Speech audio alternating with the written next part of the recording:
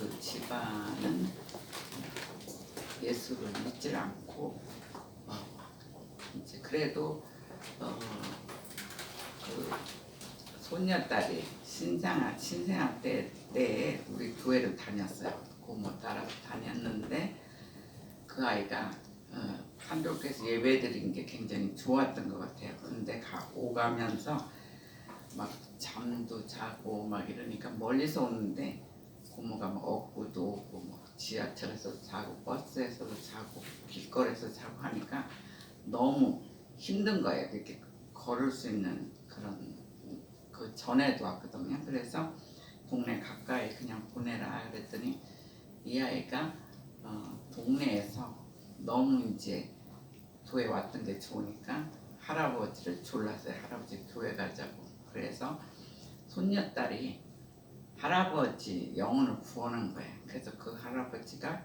이제 한 몇 년은 이제 수아 따라 가까운 교회를 갔어요. 그러다가 이제 최근에는 병이 너무 심해서 교회 안 간 지가 이제 꽤 되고 그래도 마침 세례를 받았더라고요. 그리고 그래서 천국에 분명히 가셨겠다 이렇게 이제 생각을 하고 어제 가서도 천국 얘기만 주로 했어요. 천국에는 아픔도 없고 얼마나 진짜 그 통증 그런 게 얼마나 힘들었겠어요. 근데 천국은 아픔도 없고 정말 행복하고 기쁘고 아름다운 곳이다. 천국 얘기만 계속했어요. 그리고 지금은 돌아가시는 것 같지만 천국에서는 생일날이다 이제 그런 얘기를 하면서 유가족들을 좀 위로했어요. 근데 오늘 새벽에 오늘 발에는 10시였는데 새벽에 기도하는데 하나님이 보여주셨어요. 케이크를 보여주셨는데 그 크진 않았어요. 자그마하게 동그란데 카스테라 빵을 이렇게 보여주시고 거기에 초를 1개를 꽂았어요. 근데 보면은 초가 2개도 아니에요. 항상 그 천국 가는 하나예요. 그러니까 여기서 마지막이 천국에서는 생일날이에요. 첫 번 생일날. 옛날에도 그런 것을 봤는데 이번에는 그래요. 그랬더니 그 케이크에 이렇게 포장 하나가 이렇게 테를 이제 종이로 이렇게 둘러 있더라고요. 하얀 종이로 둘러 있어요. 그러니까 높이는 한 이 정도의 동그란 것이 이렇게 있어요. 그래서 진짜 천국은 분명히 갖고 가셨고 또 이렇게 생일 케이크를 받는구나 이제 그러는데 한참 더 기도하니까 이 테이프가 이렇게 풀리더니 이 빵이 점점 더 커져요. 그래서 한 요만큼 높이로 그 속은 노랗잖아요. 근데 요 위에는 약간 밤색 같으잖아요. 근데 이 밤색 이렇게 보였었는데 얘가 뜯으니까 얘가 점점 커져서 한 요 정도 아주 자연스러운 빵으로 이렇게 보여졌어요. 그래서 오늘 광 목사가 이제 가가지고 그 얘기를 했대요. 이제 막 되게 뭐지 화장하고 막 이러면은 거기는 막 그거 하는 걸 막 보여주더래. 그러니까 그때 많이들 울거든요. 그래서 그 전에 그 얘기를 많이 해주라고.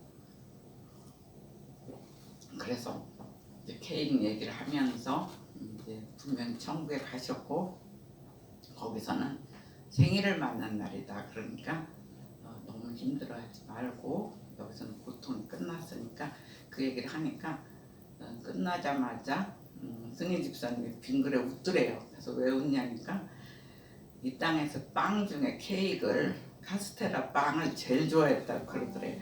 그러니까 그런 거 이렇게 하나님 보여주는 것도 신기해. 빵에 요새는 종류가 얼마나 많습니까? 근데도 예전에 어른들은 뭐 팥빵 뭐 이런 걸 물론 좋아하고 그랬어요. 근데 그분이 제일 좋아했던 카스테라 빵이 그래도 이만큼 올라가고 촛불이 딱 켜 있어요. 그래서 내가 정말 주님은 확실하시구나. 천국을 구체적으로 갔다는 것 그것을 이렇게 또 보여주시는구나 이런 걸 봤어요. 그래서 예전에는 바른 예배까지 제가 가서 예배까지는 드려주고 이제 장지는 박 목사님이 가고 이제 이랬는데 오늘은 주일날이라 거기 갔다 오면 예배 시간도 못 맞출 것 같고 그래서 이제 그래도 부목사님이 계시니까 갔다 왔어요. 그래서 그리고 어저께는 또 우리 성도들이 11시 예배를 오신 분들은 같이 드렸고 못 오신 분들도 한 명 한 명 가서 찾아뵙다는 소리까지 다 들었어요. 그래서 우리 교회는 정말 먼 곳인데도 사랑들이 많구나. 다 가서 갔다 온 소식도 들었고 또 장은주 장로님도 가서 이제 인사를 하고 이렇게 왔다고 그래요. 그래서 그래도 교회가 사랑이 많아서 참 좋은 교회구나. 산돌교회는 정말 하나님이 사랑을 많이 부어주셨구나. 그러니까 이런 걸 느꼈어요. 그래서 우리가 이 땅에서 너무 막 고달프게 살 필요가 없어요. 우리가 많이 살아야 100년이에요. 100년도 못 살아요. 근데 막 정치적으로도 그렇게 못 사는데 그걸 싸우고 경제적으로도 막 힘들고 우리들이 너무 진짜 악하게 힘들게 살 필요가 없다는 거예요. 모든 것 주님께 맡기고 살면 주님이 풀어주세요. 한 가지 한 가지. 어느 때는 막 사업도 힘들다 이래도 그냥 주님 믿고 기도하면 주님의 때에 또 열어주세요. 그래서 작년 한 중간 정도는 본인들이 기도하게끔 이제 그냥 중보기도만 해줬었어요. 그러다 보니까 막 가정들이 조금씩 흔들림이 보이더라고요. 그래서 이제 마지막 반에는 제가 다시 일일이 기도를 하니까 체계가 조금씩 더 잡히는 이런 것을 봤어요. 그래서 진짜 본인의 기도, 내 기도 똑같은 기도인데 누구는 응답을 받고 누구는 흔들리는가 이런 걸 보면은 순수함이에요. 기도도 자기 기도하다 보면 아무래도 욕심이 좀 들어가요. 이게 좀 이루어졌으면 좋겠다 이러는데 제가 여러분들 기도하는데 뭐 욕심낼 게 없잖아요. 100% 순수하잖아요. 정말 잘 됐으면 좋겠다.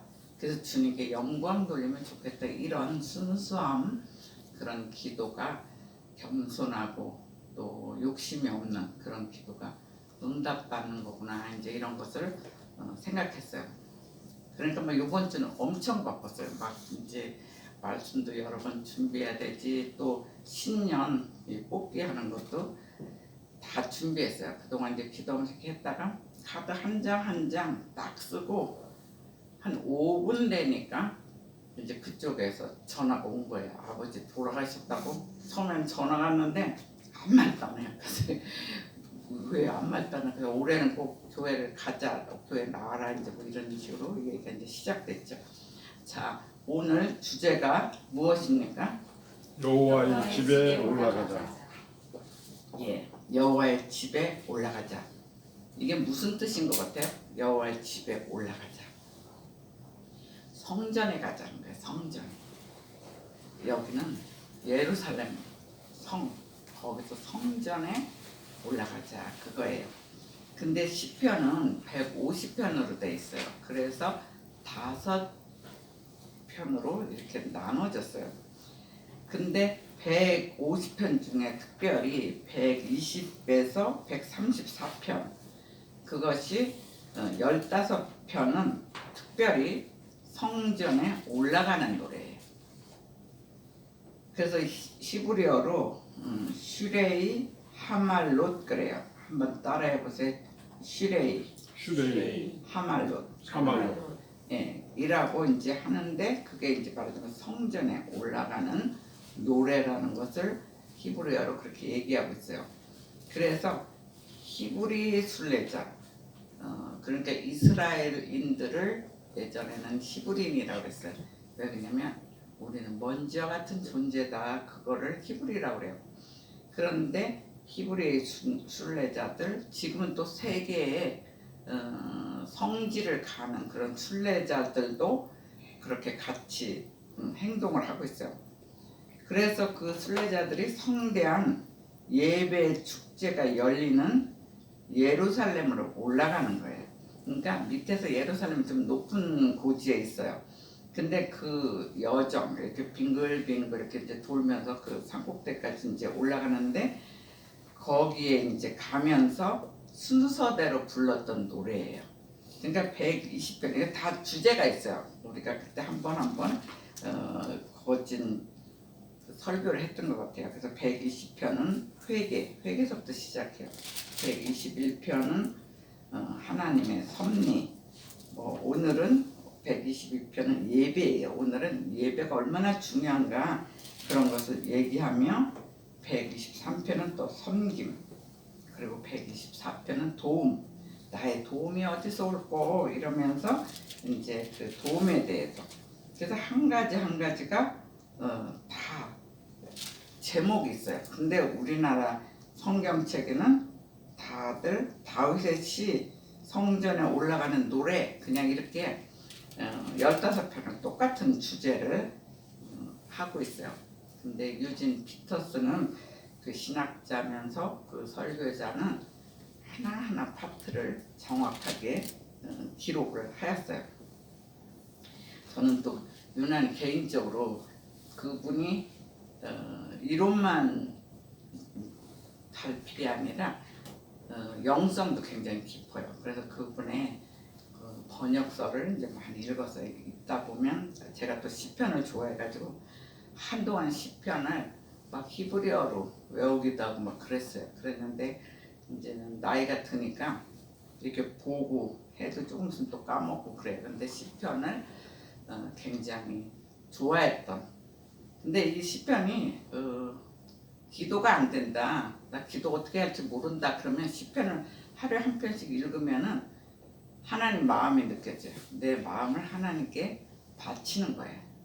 대부분 메시지는 하나님께서 우리에게 주시는 메시지예요. 대부분 성경은. 근데 시편은 우리의 호소예요. 우리가 하나님께 얘기하는 거예요. 하나님 우리를 도와주소서 그러고 막 하나님을 찬양하고 막 우리가 하고 싶은 그 여러 가지 방법의 이야기가 우리가 하나님께 올리는 게 바로 시편이에요. 그러니까 여러분들 답답하면 시편 보면 돼요. 어떤 거는 원수를 갚아주소서 막 이런 것도 있어요. 내가 막 어떤 사람이 너무 이 땅에서 나를 괴롭히고 막 이러면 다윗이 그랬거든. 다윗이 막 너무 막 사울이 괴롭히고 자기를 죽이려고 그러고 막 이러니까 막 그 어떤 시편에 가면 그렇게 막 블레셋 사람들이 괴롭히고 막 이러면 그 원수들을 다 물리쳐 달라고. 어떻게 생각하면 그렇게 위대한 사람은 그런 얘기를 안 할 것 같은데 좀 아주 멋지게 표현할 것 같은데 그렇게 아주 우리하고 똑같이 너무 속상하면 원수 갚아달라는 식으로 얘기를 해요. 그래서 그런 거를 우리가 이제 기도하기는 조금 멋쩍잖아요. 그러면은 시편은 그대로 읽으면 돼. 그대로 찾아가지고 읽으면 돼. 그래서 시편은 항상 우리가 하고 싶은 이야기들이 많이 있어요. 근데 122편은 예배예요. 그래서 예배가 얼마나 중요한가 이것이 이제 2020년도의 테마예요. 아주 이제 이런 식으로 우리는 예배를 드려야 되겠다. 이런 식으로 말씀을 들어야 되겠다. 알고 시작을 하자는 거죠.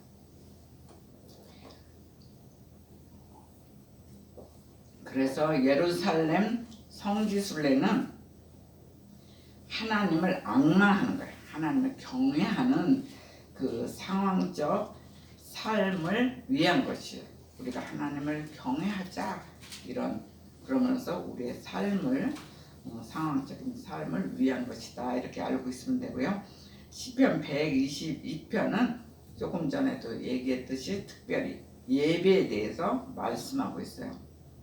그래서 다윗은 하나님의 집에서 너무 벅찬 감격과 기쁨을 누렸어요. 하나님의 집, 그러니까 성전이죠. 성전에 들어가면 감격하는 거예요. 기쁨을 누렸다는 거예요. 왜냐하면 성전에 들어가면 하나님의 면전에서 예배를 드릴 수 있다는 사실을 얘기하고 있어요. 여러분들도 성전에 들어오면 그런 마음이 듭니까? 이 땅에 있다가 성전에 들어오면 나한테는 감격이 있어야 돼요. 아, 여기서 하나님을 내가 보다니. 그래서 막 기쁨이 넘쳐야 돼요. 이 땅에서는 막 슬프고 고달프고 이 땅이 그렇게 행복하지만 않아요. 너무 행복하고 즐거우면 우리가 또 천국 갈 생각도 안 해요. 아, 이 땅이 좋다. 그리고 쉽게 말해서 교회 가고 싶지 않고, 그래서 요새 젊은이들이 세상이 좋다 그래서 교회마다 젊은이들이 다 나간대요. 그래서 이제 노인들만, 큰 교회들도 노인들만 점점 남는다 그래요. 외국 가보면 다 그래요. 유럽과 미국을 갔더니 할머니 할아버지 집합소예요. 완전. 그래갖고 내가 갔는데 그때 나이도 저도 뭐 50이 넘었거든요. 근데 내가 가니까 최고 어린 나이에요. 그러니까 제가 가니까 남자 할아버지들이 막 뷰티풀 그러고 막 박수쳐. 그러니까 내가 거기 성도로 간 줄 알고 거기 목사님들하고는 같이 상의를 했어요. 상의를 해서 이제 내가 거기 집회 이제 강사로 가는 건데 할아버지들은 모르잖아요. 모르고 이제 오니까 이제 젊은이들도 데리고 왔어요. 우리 교회에 이제 찬양하고 이런 사람들 더 집회를 풍성하게 해서 이렇게 데리고 왔는데 그 아이들은 한 40대죠. 40대들한테 뷰티풀 그런 게 아니라 저한테 그래요. 저한테 그러고 막 박수를 치니까 이게 무슨 일이야? 그러고 이제 보니까 이유가 있더라고요. 그들이 젊어서는 굉장히 이쁘잖아요. 20대는 이쁘다가 점점점 살이 쪄가지고 한 이 무슨 50대 가기 전부터 그런 건데 이렇게 쪄가지고 몸이 보통 할머니들이 이래갖고 의자에 어떤 사람 심한 사람 의자 밖으로 살이 나갈 정도로 이렇게 뚱뚱하고 키는 이렇게 크니까 그 뒤에 서면 제가 보이지가 않아요. 그러니까 한국에서는 내가 통통한 편인데 거기 갔더니 아주 날씬한 편이야. 그러니까 할아버지들이 날씬한 이제 할머니가 그때는 이제 좀 할머니 소리는 그래 들었죠. 그래서 막 그런 생각이 갑자기 나요. 그래서 정말 성전은 들어가면 감격해야 돼요. 정말 기쁘다. 내가 이 땅에 살 때 고달프고 힘들지만 정말 하나님을 여기서 만나니까 나는 너무 기쁘다. 다윗도 이 땅에 살 때 얼마나 힘들었어요. 12년 동안 막 죽이려고 그러고 쉽게 왕이 된 게 아니에요.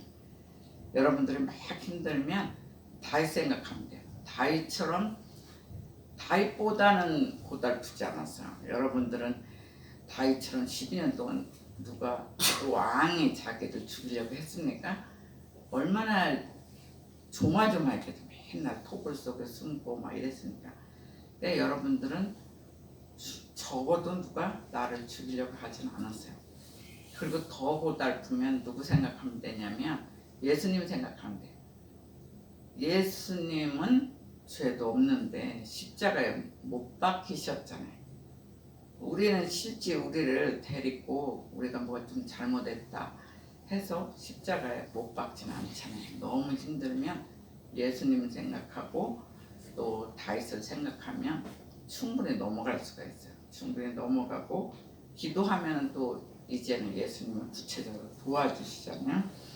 그래서 122편은 분명히 다윗은 하나님 면전에서 내가 예배를 드릴 수 있다 이런 감격과 기쁨을 누렸다는 거예요. 그러니까 우리도 그렇게 2020년도는 성전에 딱 들어오면 감격하면서 오면 좋아요. 지금도 유명한 그 예루살렘 성전들을 보면 계단이 있는 데는 많은 사람들이 무릎 꿇고 한 칸 한 칸 가요. 감격하는 식으로.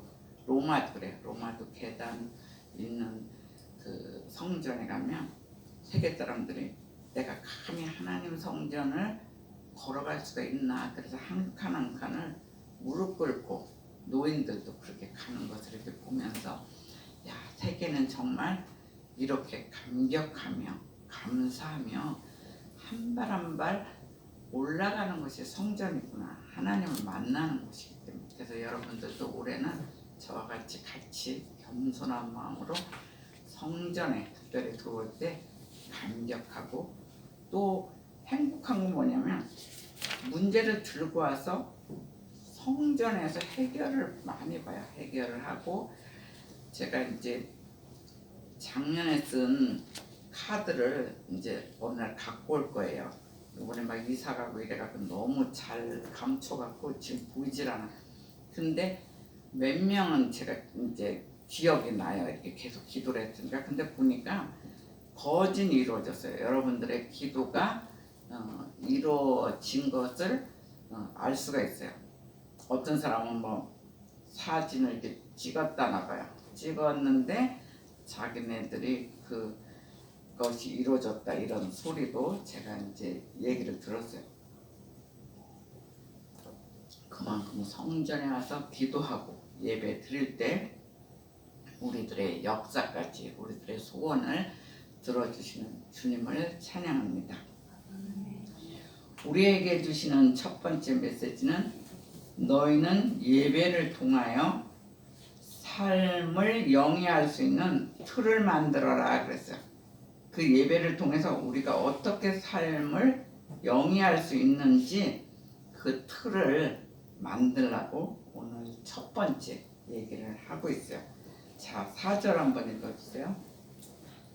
집파들 곧 여호와의 집파들이 여호와의 이름에 감사하려고 이스라엘의 예배로 그리로 나누리다. 예. 예배는 삶을 이렇게 운영할 수 있는 틀을 제공한다는 거예요. 히브리인들에게는 예루살렘은 지정된 예배 장소예요. 그 구약 시대는 반드시 성전에 들어가야만 하나님을 만나고 음성을 듣는다 그렇게 생각했어요. 근데 지금 신약 시대 이후는 어디서나 주님을 만나는 거예요. 기도하면 만날 수가 있어요. 그런데 그들은 최소한 1년에 3번은 예루살렘 성으로 가요. 예루살렘에 가요. 어느 때 가느냐? 6월절에 가요. 6월절을 다른 말로 무교절이라고도 해요. 구원을 뜻해요. 그 10가지 재앙이 있을 때 죽음의 사자가 지나갔어요. 근데 이스라엘 히브리인들에게는 문설주 그런 데다가 이렇게 양의 피를 바르라고 그랬어요. 양의 피를 바른 데는 그냥 지나갔어요. 죽음의 문이. 그러니까 장자들은 그때 다 죽었어요. 뭐 그 이집트 그 왕자까지도 하여간 다 죽은 거예요. 장자들은.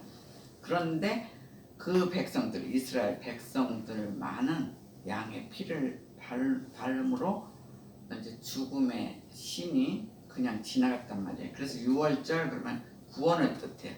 우리들은 천국 구원이 있고요.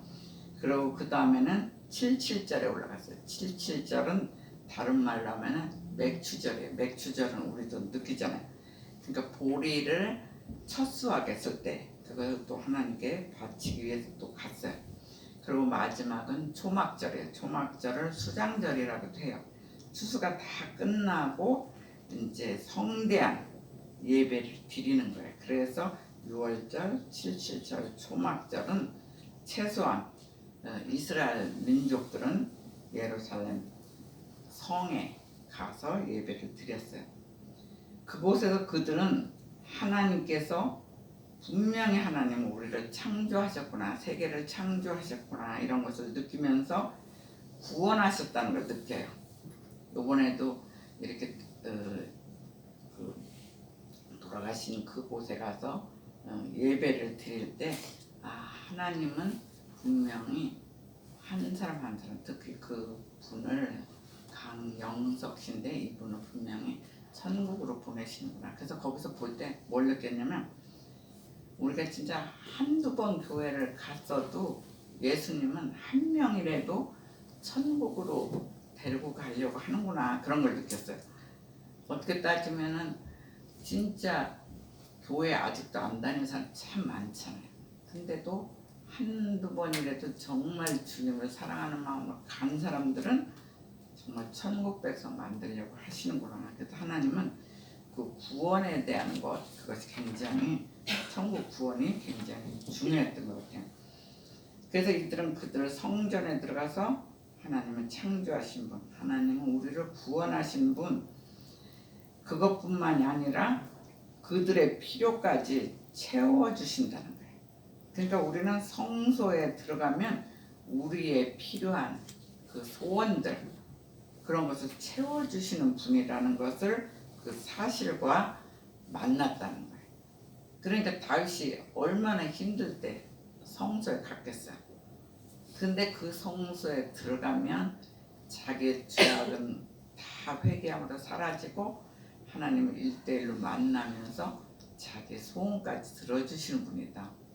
쉽게 말해서 그냥 아기 때는 시골에서 목장에서 일했었잖아요. 목장에서 그 목장에서 일했다 하는 것은 굉장히 낮은 직업하고 똑같아요.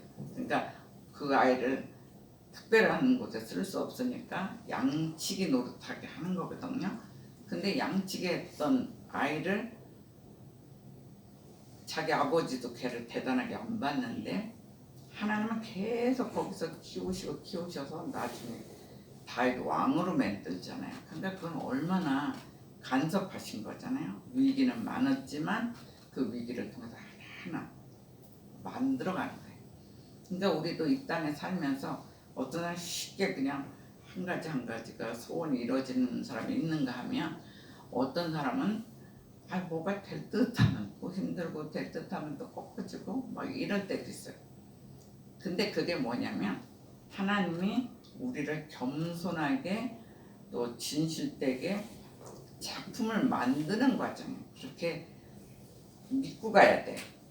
나를 그냥 이렇게 계속 고생시키나? 나를 죽이려고 하나? 이게 아니라 한 칸 한 칸의 고비에 우리의 믿음을 키워줘요. 그걸 잘 이겨내야 돼. 그래서 주님은 내가 주님을 믿고 잘 따르면 충성하면 언젠가는 하나님 작품으로 쓸 것이다. 이것을 믿음이 흔들리지 않는 자에게는 빨리 비전의 축복이 있어요. 저와 산돌교와 여러분들에게 2020년도는 여러분들의 비전이 왕의 대로처럼 열리는 축제의 시간이 되시기를 주의 이름으로 축원합니다. 아멘.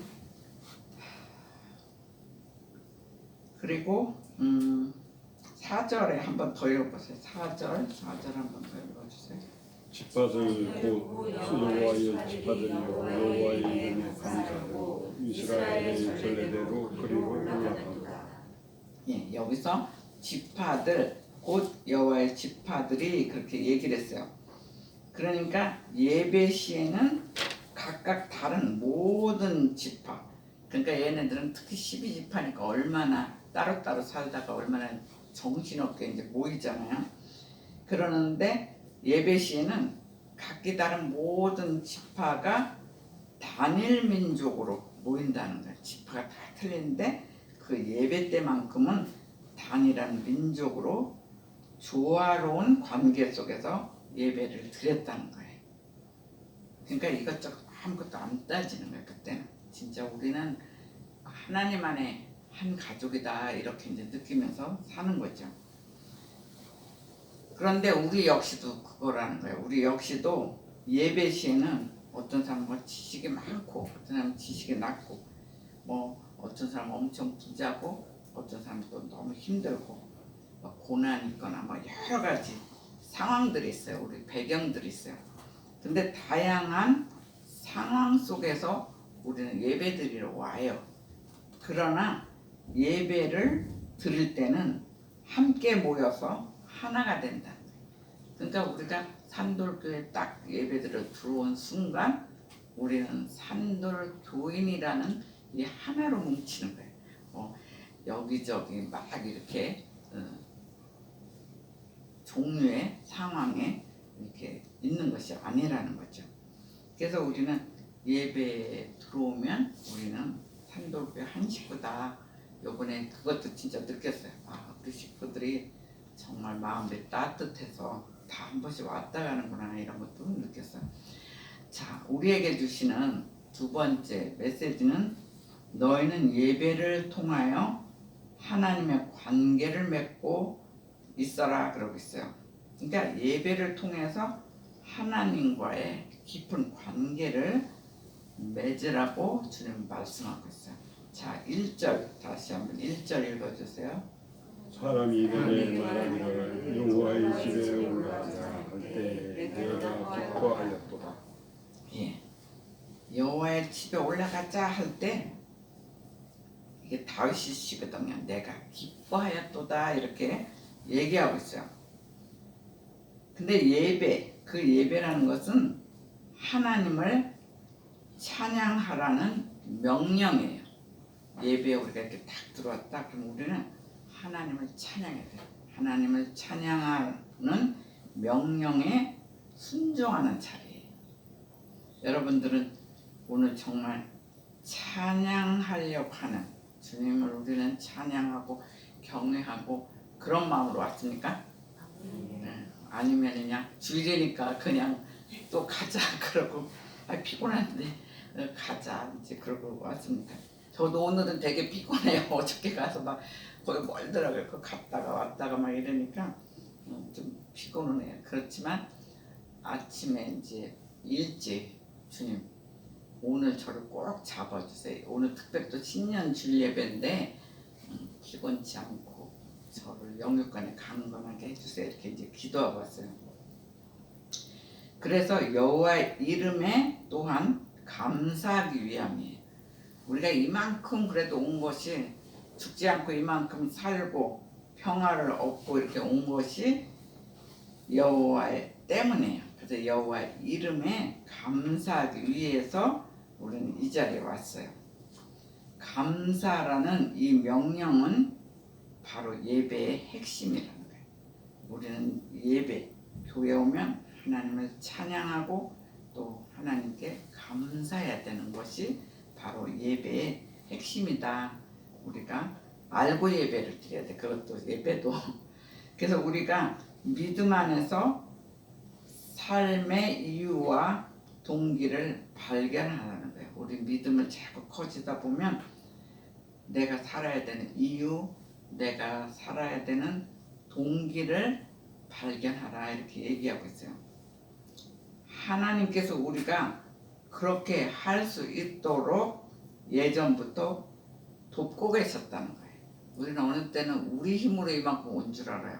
근데 안 그래요.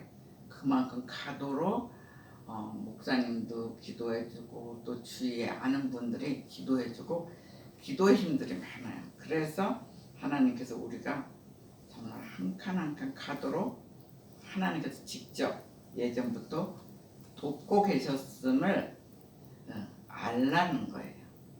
그런 것을 아는 것 자체가 그것이 복이에요. 하나님이 주신 복. 우리는 우리나라 사람들 제일 복을 좋아해요.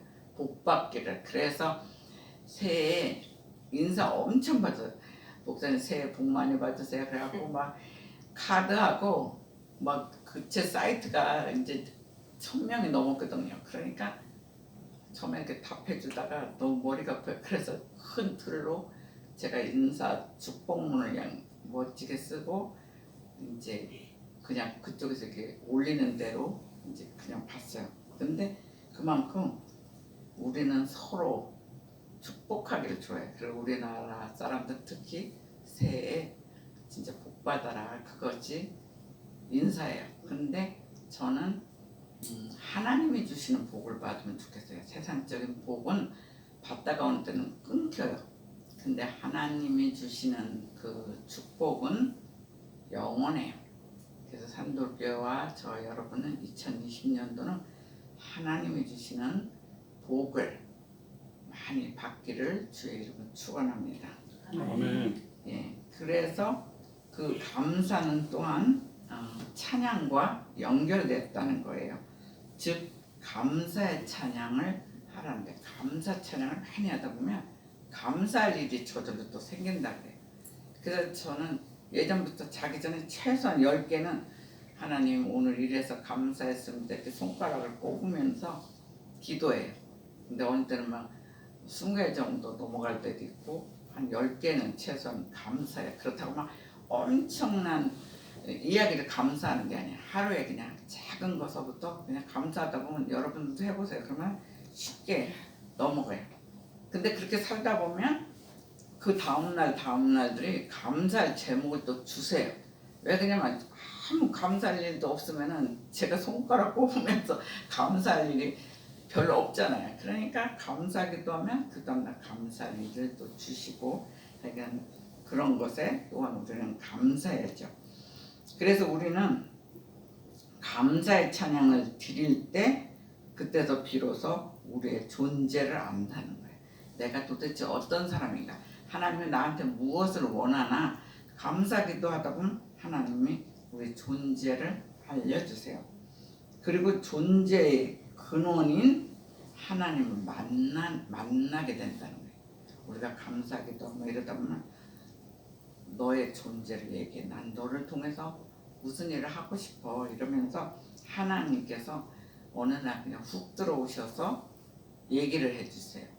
근데 그 과정에 막 고난과 힘든 이것이 어느 날 나를 이거를 시키기 위해서 이렇게 힘든 과정, 사람을 만들었구나, 이런 존재를 알게 해주고 하나님을 만나는 거예요.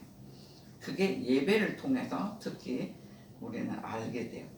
그래서 예배로 하나님을 찬양하라는 명령에 순종할 때 하나님과의 관계에서 안에서 있는다는 거예요. 하나님과의 관계가 있고 거기서 깊고도 본질적인 필요가 점점 자라난다는 거예요. 우리의 필요. 그러니까 예배는 하나님을 찬양하라. 그 명령이잖아요. 명령은 순종하는 거예요. 명령은 해도 되고 안 해도 되는 게 아니에요. 어른들이 또 회사에서 높은 사람 명령하면 그건 들어주잖아요. 근데 하나님의 명령이, 하나님께서 하나님을 찬양하라 그럼 우리는 하는 거예요. 근데 거기서 하나님과 만나요. 그리고 본질적인, 깊고도 본질적인 필요를 한 칸 한 칸 자라나게 해주세요. 그래서 우리를 나중에 하나님 작품으로 쓰세요. 그래서 오늘 이 시간에 하나님을 더 만남으로 하나님의 작품들이 되시기를 주의 이름으로 축원합니다. 아멘. 예, 마지막 메시지는 너희는 예배를 통하여 너희의 관심을 하나님의 결정에 집중시켜라. 그러니까 쉽게 말해서 예배를 통해서 너희의 관심, 우리의 관심들이 있어요. 근데 그 관심을 하나님의 결정에 집중시켜라 그랬어요. 근데 우리는 어느 때는 내가 생각하고 내가 결정할 때가 많아요. 그래서 기도를 미리 많이 해놔야 돼요. 실컷 내가 다듬어서 이렇게 올라갔는데 하나님 뜻과 안 맞을 때는 어느 때는 우르르 무너질 때가 있어요. 근데 하나님 뜻과 같으면 그거는 지금 어느 때는 막 고난도 있지만 그게 가장 순조롭게 어느 때는 쫙쫙 이렇게 드러날 때가 있어요. 5절 한번 읽어주세요. 5절. 거기에 심판의 보좌를 두셨으니 곧 다윗의 집의 보존. 예, 거기에 심판의 보좌를 두셨으니 곧 다윗 집의 보좌로다 이렇게 얘기하고 있어요. 근데 시편은 여기서 시편은 예배를 심판의 보좌라고 그랬어요. 근데 원어로 들어가면 판단의 보좌예요. 판단의 보좌가 더 해석하기가 쉬워요. 심판하면은 우리는 뭐가 잘못되면 하나님 심판하는 그렇게 느껴지잖아요.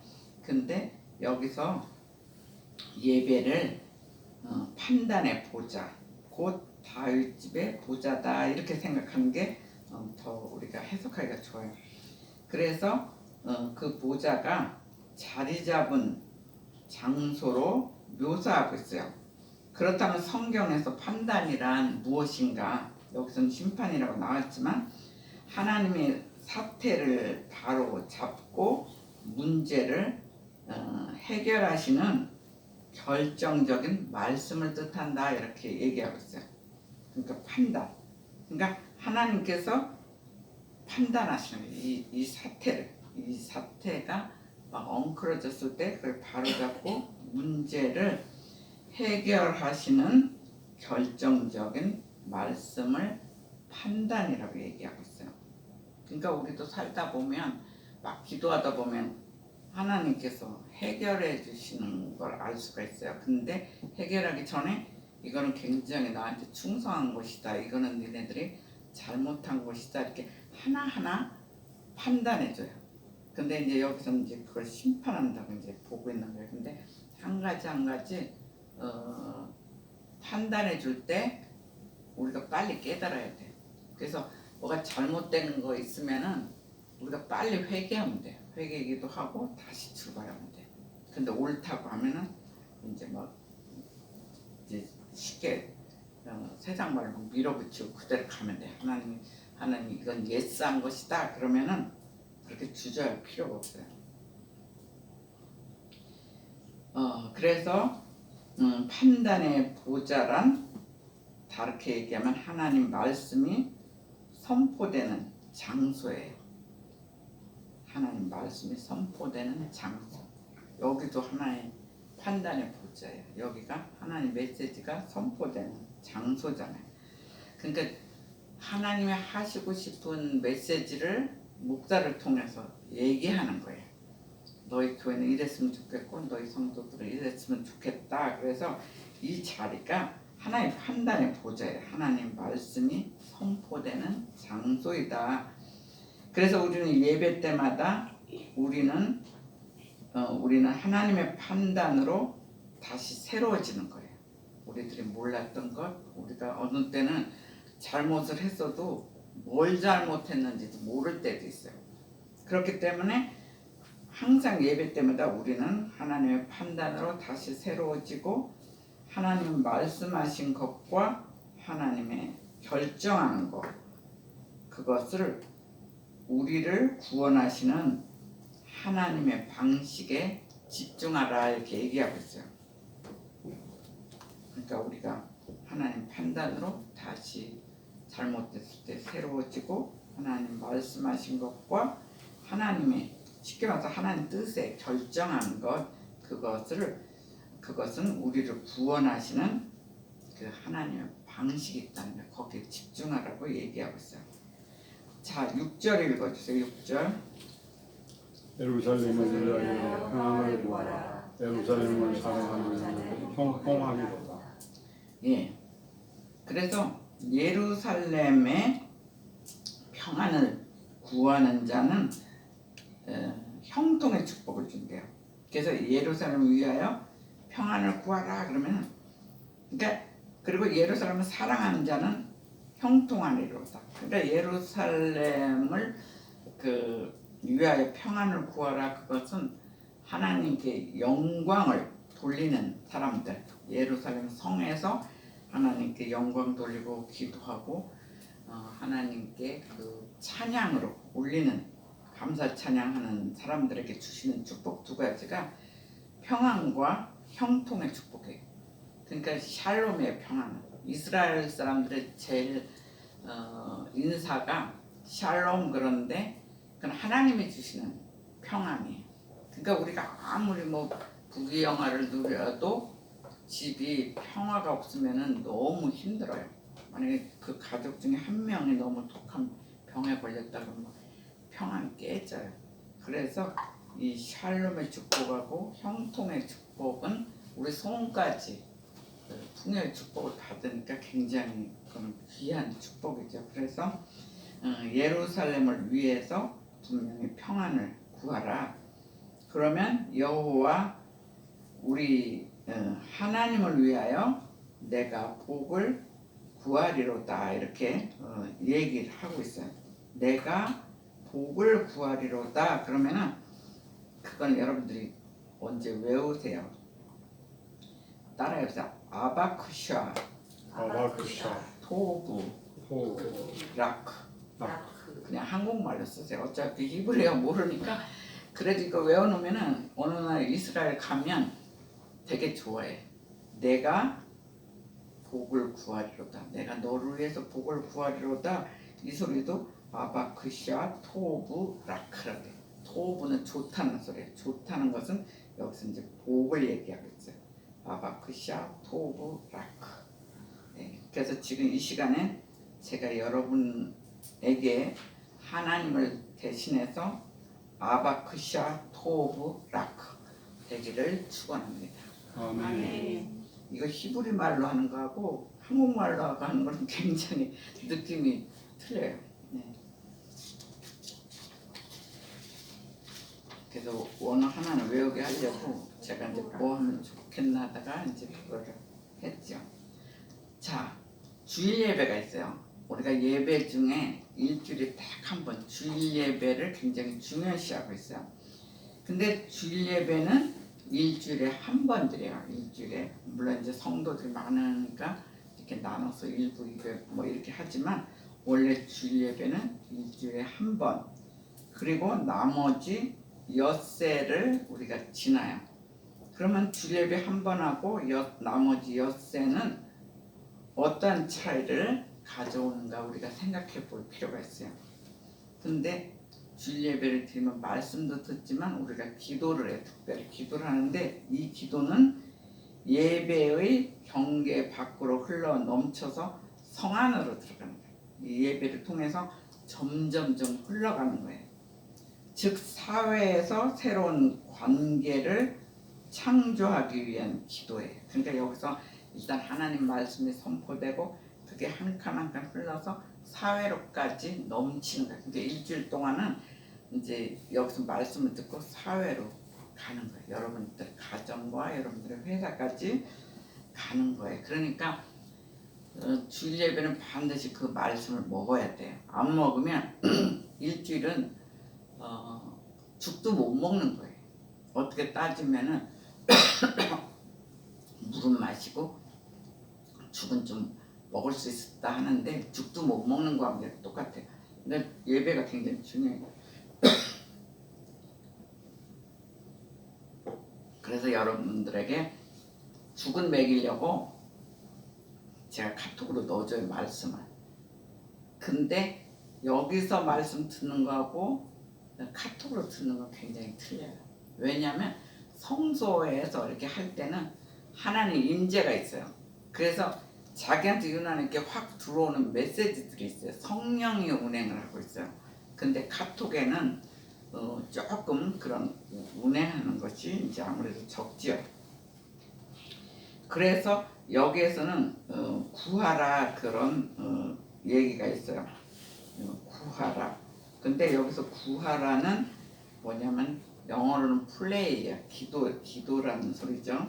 근데 이 단어는 성소에서 기도하는 게 아니에요. 우리는 막 이렇게 플레이 그러면은 성소에서 기도하는 것 같잖아요. 근데 여기서는 성소에서 기도하는 것이 아니라 성전에서 일주일 동안 이제 주일 예배를 드리고 주중에 일가 속에서 드리는 간구를 뜻하고 있어요.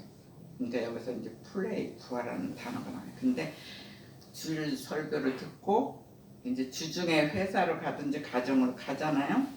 근데 거기에서 일하는 속에서 드리는 간구. 이제 간구는 간절히 구하는 기도죠. 우리의 이야기들, 우리가 하고 싶은 기도들 이런 것들이 이제 간구라고 그러죠. 그걸 뜻하고 있어요. 즉 주일 예배가 깊어짐으로 예배 시간 밖으로 흘러서 넘쳐가지고 주중까지 스며든다는 거예요. 그러니까 무슨 소린지 알죠? 이걸 아주 구체적으로 여러분 속에 쏙 들어가게 하려고 단어라는 것은 막 집중해서 이렇게 얘기를 하고 있어요. 그리하여서 한 주 내내 평안하기를 갈망하고 있어요. 하나님께서는 주일 예배를 잘 드리고 나야 한 주가 잘 평안하게 지내라 이런 것을 주님께서는 선포하고 있어요. 우리가 그렇게 되기를 원해요. 그러니까 주일 예배가 얼마나 중요하다는 것을 지금 계속 강조하고 있어요. 그래서 우리의 일상적인 필요가 예배에 의해서 바뀐다는 거예요. 그러니까 우리 주일 예배 하나만이라도 잘 드리면 우리의 일상적인 우리가 막 원하는 그런 필요한 것까지 우리의 필요에 일상적인 필요가 예배에 의해서 바뀐다. 그러니까 예배를 통해서 우리의 소원도 이루어지고 예배를 통해서 우리가 뭐가 잘못했을 때는 회개하면서 하나님의 마음도 바뀌어질 수가 있어요. 그러니까 우리가 죄를 짓고 회개도 못하고 막 이렇게 사회생활 딱 하면 정신이 없어요. 뭘 내가 잘못했는지 몰라요. 근데 교회 와서 예배드리고 하나하나 이렇게 따져갈 때 뭔가 잘못한 것이 이렇게 들어올 때는 회개를 철저히 함으로 하나님 마음까지 이렇게 바꿔놓을 수가 있다는 거예요. 근데 예배가 굉장히 중요하잖아요. 예배를 드리는 거 안 드리는 걸 통해서 내가 모르게 그냥 죄 속으로 들어가서 쉽게 말해서 한번 맞을 수도 있는데 그걸 잘 하나님 마음을 풀어줄 수 있는 그런 그렇게 바뀌는 그것이 또한 예배예요. 그래서 우리의 궁극적 필요는 하나님 형상으로 바뀌는 거예요. 창세기 하나님 형상으로 만들었대잖아요. 성부, 성자, 성령의 삼위일체 하나님 형상으로 우리를 만들었어요. 우리는 뭐 강아지나 뭐 고양이나 이런 거로 우리를 만들지 않았어요. 정말 전능하신 하나님의 형상으로 우리를 만들었어요. 그래서 우리들의 궁극적 필요는 하나님 형상으로 창조됐다. 그렇기 때문에 우리는 주님의 존엄성에 의해서 우리는 이렇게 바뀐다는 거예요. 우리를 점점 정말 멋진 작품으로 하나님 만들어 주시는 걸 볼 수가 있어요. 그러므로 우리는 이제 평안을 구할 수가 있어요. 우리는 하나님이 너희는 오늘 예배를 통해서 적어도 최소한 일주일은 평안해라. 샬롬의 축복을 받아라. 오늘 메시지예요. 그렇다면 샬롬은 무엇인가? 샬롬은 예배처인 예루살렘에서 울려 퍼진다고 했어요. 샬롬은 아무 데서나 주는 게 아니라 하나님의 성인 예배처 예루살렘에서 울려 퍼지는 것을 샬롬이라고 해요. 그래서 샬롬은 하나님의 뜻이 우리 안에서 이루어져요. 그러니까 샬롬의 축복은 하나님 뜻이잖아요. 그러니까 하나님 뜻이 우리 안에서 이루어질 때 나타나는 부족함이 없는 완전한 상태를 얘기하고 있어요. 그러니까 우리는 우리끼리 이렇게 살다 보면 우리는 항상 뭔가 부족해요. 완전하지 않아요. 뭔가 이렇게 조금 모자라요. 아니 하나님 주시려면 뭐든지 확 주시지. 요만큼 주면 우리 감질나잖아요. 근데 이거 샬롬이 하나님의 뜻이 우리 안에서 이루어질 때 바로 나타나는 부족함이 없는 완전한 상태를 샬롬이라고 해요. 그럼 여러분들은 샬롬의 축복을 받고 싶으니까? 그죠? 저도 매일매일 샬롬의 축복을 받고 싶어요. 맨날 피곤해 보세요. 뭐가 막 일은 열심히 하고 막 했는데 일은 거꾸로 되고 진짜 피곤하잖아요. 그리고 그 다음에 하나 또 중요한 게 형통함이에요.